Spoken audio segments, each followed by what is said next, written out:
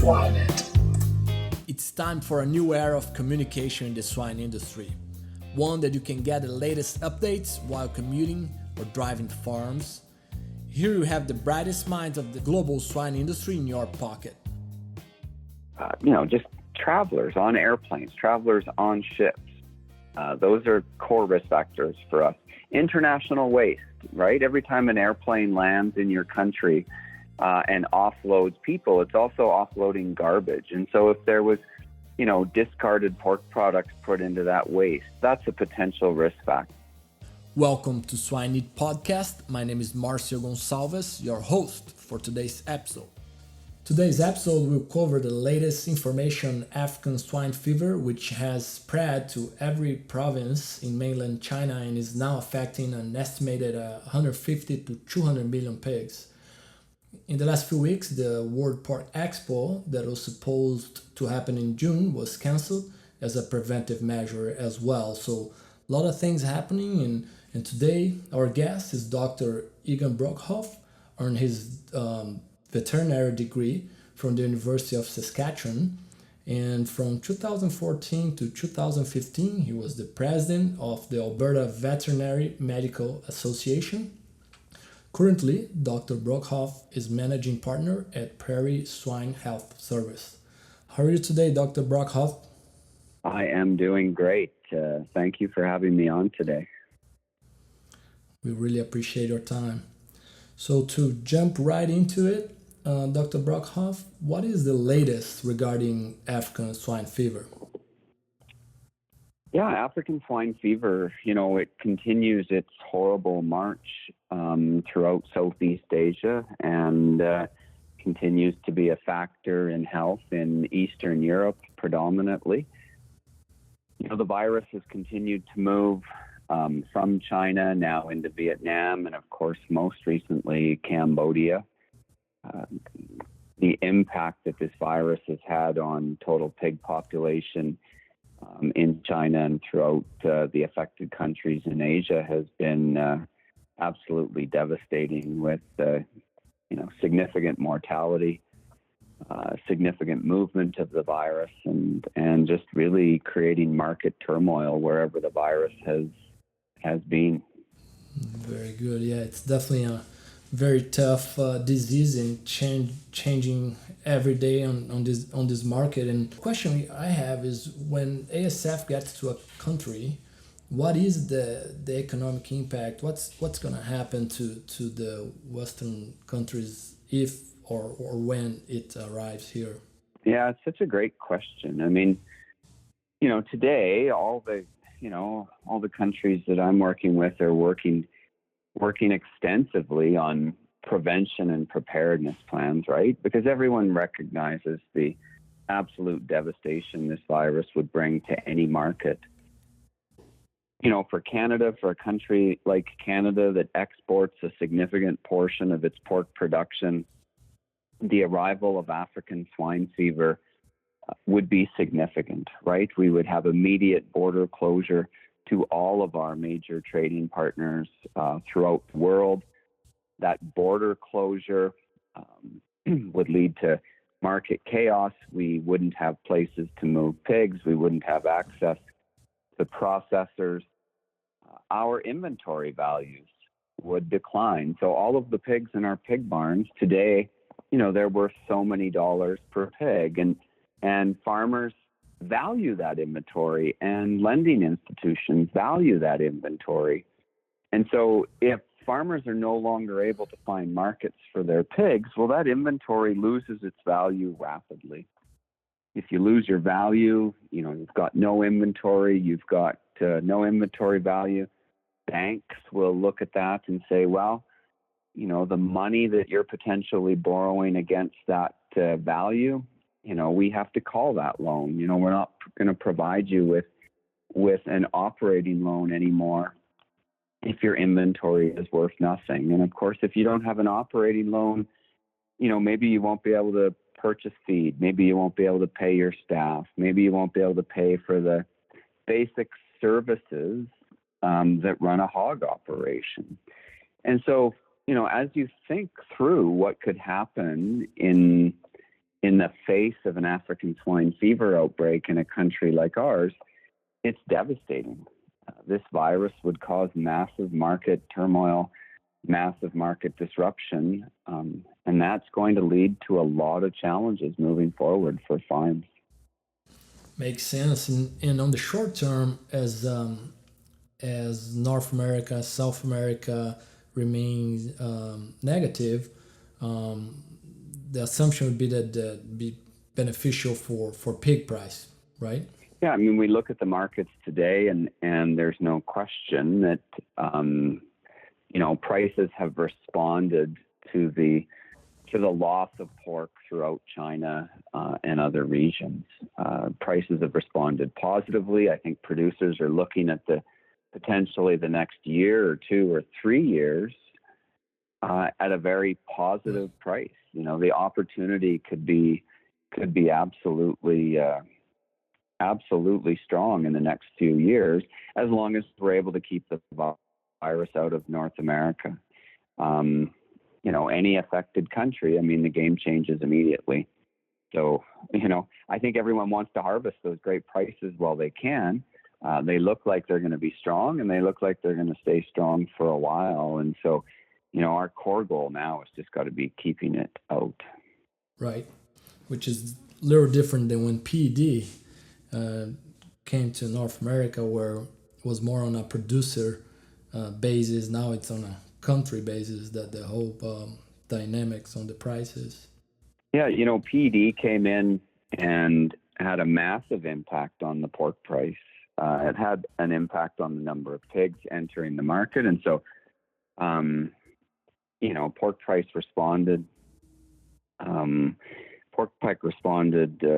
Positively. The difference, though, between PED and African swine fever is African swine fever is a reportable disease. It will close borders. PED does not close borders. It will disrupt markets. PED didn't really disrupt markets. It'll create an international challenge, absolutely unlike PED virus. And so, African swine fever, it's not as infectious as PED. The virus moves slow. PED, a virus that moved quickly, but much more infectious. But the negative impact of ASF landing in the Americas would be absolutely huge. Makes sense. So the next question, Dr. Brockhoff, you've been very involved in spreading the word about preventing ASF to get into North America through social media and other channels. What do you think might be our most vulnerable infection route, or any way that the disease can get into North America? Yeah, we've looked at all of the potential routes that we think the virus could come into Canada. So we think travelers bringing illegal meat products into Canada would be a potential risk factor. We think, just travelers on airplanes, travelers on ships. Those are core risk factors for us. International waste, right? Every time an airplane lands in your country and offloads people, it's also offloading garbage. And so if there was, discarded pork products put into that waste, we've got a lot of team members in our barn that are traveling all over the world. They're returning home, they're going on vacations. And so we've continued to have conversations with returning team members. Today, not completely unlike, 15 years ago, you can go online. You can go to a number of these different online e-commerce, websites, and you can potentially bring products in illegally, and that concerns me. I've got my sort of list of 8. We talked about feed ingredients and the potential risk that they could have as well. And not just the ingredient, but the packaging around the ingredient. If the package is contaminated or exposed to contaminants, that could be a risk as well. We bring in pork into many countries from affected countries, but we bring in pork from negative zones. And so certainly you've got to be cautious. You've got to be attentive to the fact that everyone's living up to their agreements for moving virus. And then, I think you've also got to think there's probably some factors that we don't know yet, some unknowns. And you've got to be attentive and, keep trying to learn and find opportunities to drill down on those. Very good. So as we get to the end here of the questions related to African swine fever, the last question I have here is what is unique about African swine fever that we should be aware of? A couple things come to mind when you ask me that question. African swine fever is a human-driven disease, right? It's not a highly infectious virus. And so human activity moves this virus. People taking uncooked pork products, people moving pigs without thinking of the implications. And so, that's very unique about this virus. African swine fever in itself is a unique virus. It's the only one in the family, and it is a pig virus only, and it doesn't affect humans, and so very unique that way. But maybe the thing that really strikes everyone as interesting is there's no vaccine. This is a virus to which we have absolutely no vaccines available for prevention, for control. And so, that makes this virus stand out in the world. If you look at a classical swine fever virus, that's a virus that's significantly different, clinically different virus when you really get into it. Pathologically similar until you get onto a microscopic level, but there's a vaccine, and there's that changes the game entirely. So not having a vaccine makes this virus very unique. Very good. So next part here of the show, Dr. Brockhoff, we have a question from the audience. Jamil Fassim from Brazil is asking, what are the steps, the first steps or measures that we need to take after finding suspicious clinical signs at the farm level? Yeah, it's such a great question. And so pork boards, pork organizations, pork producers should all have a self-quarantine program. And they should have talked about that and agreed how they were going to self-quarantine, long before government gets involved. And so when you suspect a disease like this on your farm or any other foreign animal disease, you immediately want to stop movement. You don't want any pigs going to your other farms. You don't want people coming in and going out. You want to stop movement as effectively as you can. And that's a self-quarantine. And that's different than a government official quarantine. That's just a self-quarantine. Let's work immediately to protect and contain. The next step then is getting a veterinarian in as soon as possible to start collecting samples.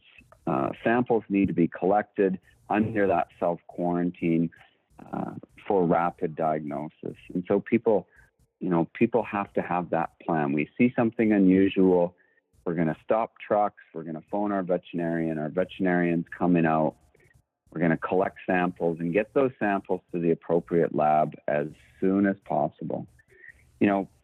Stopping this disease is going to be incumbent on having that incident command structure.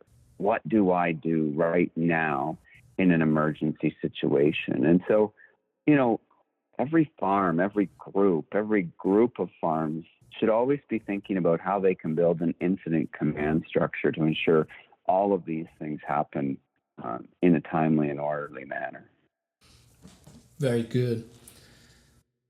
So as we transition to the end here, we have 3 questions we call the famous 3, where we ask every guest, every episode. And the first question is, what's your favorite swine-related book? It's such a good question. I must admit, the swine-related book that I use the most, that I reference the most today, is still Diseases of Swine. I still pull that book out all the time. It's just a great reference, and it's one that I think, any professional in the swine world should have access to. Makes sense, and I think there's the latest edition now. Is it 11th maybe? Yeah, we just ordered multiple copies for our whole team, and looking forward to seeing what the new one looks like. Very good. So as the other question is, what's your favorite book that is not swine related? My favorite book unrelated to swine is a book that I read a number of years ago. It's called Guns, Germs, and Steel by Jared Diamond. It is a history book. It won the Pulitzer Prize in the year it was published, and it's just a history book of the world and society, and it was one of the most exciting page turners I've ever read. I really enjoyed that book. Interesting. I'll take a look at that. Well, and the last question is, what do you think sets apart successful swine professionals, Dr. Brockhoff? Yeah, successful swine professionals. I think being a strong communicator, being able to work in a cooperative and collaborative environment, being curious, being willing to go that extra mile to investigate and understand those extra things. And then putting that all together with a measured level of response. I think having that maturity to not be absolutely certain, having that maturity to recognize that we're working with a biological system and things sometimes don't go to plan. I think those are some of the key things that really can set us apart as solid professionals. That desire to learn, but also that willingness to understand that things aren't absolute, that more knowledge is always around the corner. I think those things really set professionals apart. Makes sense. Very, very profound. Appreciate that. Well, so we reached the end of the show. Really appreciate your time, Dr. Brockhoff, and I wish you a good rest of the day. Yeah, well, thank you for having me on. It was a real pleasure. Thanks a lot.